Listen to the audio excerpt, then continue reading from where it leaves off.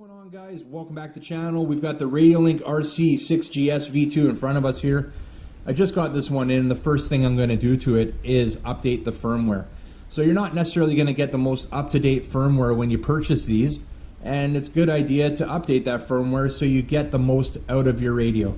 So I'm going to show you how easy that is, guys. I thought I'd put this video together to walk you through it. It's not hard at all. We're going to get started on it right now. So the first thing we're going to do is you're going to want to check your firmware. So power it on.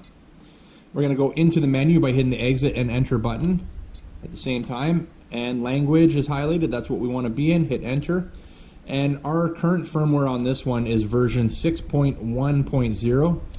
So you can check what the most up-to-date firmware is by going to the RadioLink website. I'll start a screen recording on my computer right now so you can see what's going on here.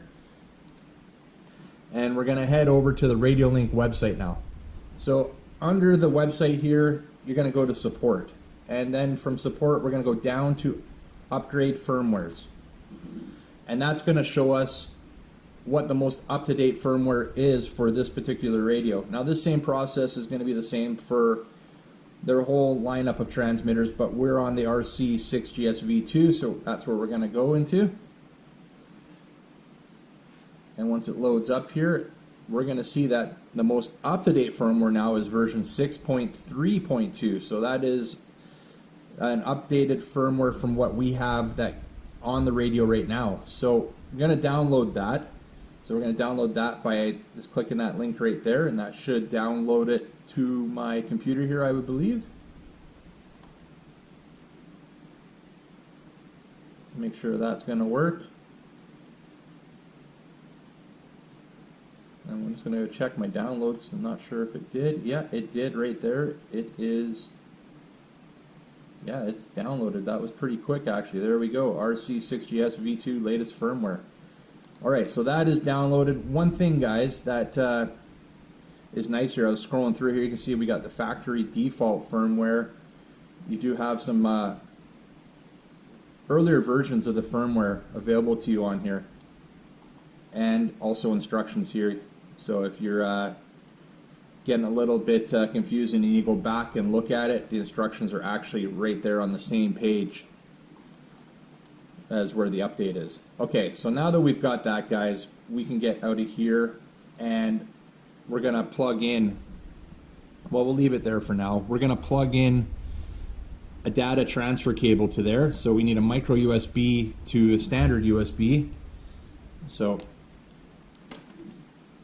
there we go, a micro USB, and then we're going to plug that standard USB into the computer. You're going to leave it powered off. Get that plugged in there. It's plugged in the computer now, and we're going to power it on. And what's going to happen is it's going to recognize it as an additional drive on your computer. So your computer should pop up with another drive, which it does, and it says you need to format the disk. So that is what you're going to want to do. We're going to want to format that disk, and that's going to clear the memory on the RC6GS here. So we are formatting that right now. And once that's complete, there we go, format is complete. And we're going to leave our driver box or a drive box open here. I'm going to go back into downloads, and I'm just going to drag and drop that firmware over into my drive E. And once that copies over, that's it, guys. So we'll wait for that to copy over. And then from there, we're just going to, here, we'll get out of there now. Okay, so we've copied over. We've got the latest firmware now onto the RC6GS. We'll get out of there. And I'm just going to go the proper way to remove the drive. So we're going to eject our E drive there.